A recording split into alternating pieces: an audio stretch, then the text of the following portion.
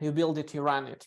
So this this principle is about how we structure responsibility. Where does the responsibility of engineer and in terms of life cycle of the software? And here, like a small diagram of how we think about the structure of the team.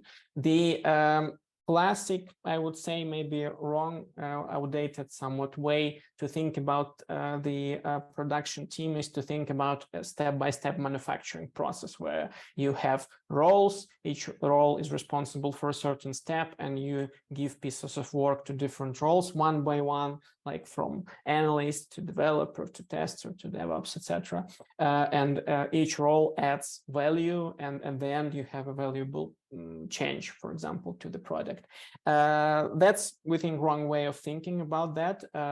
So we think as an engineer about an engineer as a central figure in producing this stream of changes to the software, to the technology they are building, and all other roles they are supporting roles basically for the engineer. By engineer here, we of course mean the whole team, not just a single person, but all other roles, they are here to help you to deliver these changes, to deliver the technology, but it's on you as an engineer to create a technology and push it all the way to the people who will actually use it. Of course, it doesn't mean that you are doing every piece of work. If you need, I don't know, build CI/CD pipelines to deliver software, of course, most likely DevOps team will be doing it for you. But it's an engineer who should lead and drive what they do, because this person should be concerned with how do I actually deliver this piece of code to the customer, to the end user.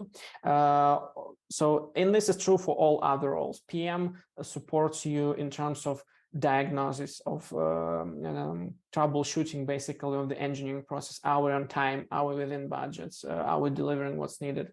BA helps you to be focused on certain things. So BA knows what to do in terms of the product, what's important, what's not. This is a person that helps you with focus. QA, obviously, diagnostics of the quality of the solution, but also an important piece is actually improving the solution, making suggestions of how to make it better. DevOps, DevOps stuff, everything about the delivery infrastructure, etc. But they're helping you, and it's you who are thinking about the whole life cycle of producing some change. So the practice here, like how to actually do that. When you produce even the smallest change to the code, think about what should happen for this change to actually deliver its value to the end user, how it will be built, packaged, how it will appear in the production environment, how will people access it, how the content will be delivered to them, how will you troubleshoot it in production without having direct route access to servers, etc. So these are all things you should think about to actually deliver the piece of work, and that's what we mean by you build it, you run it.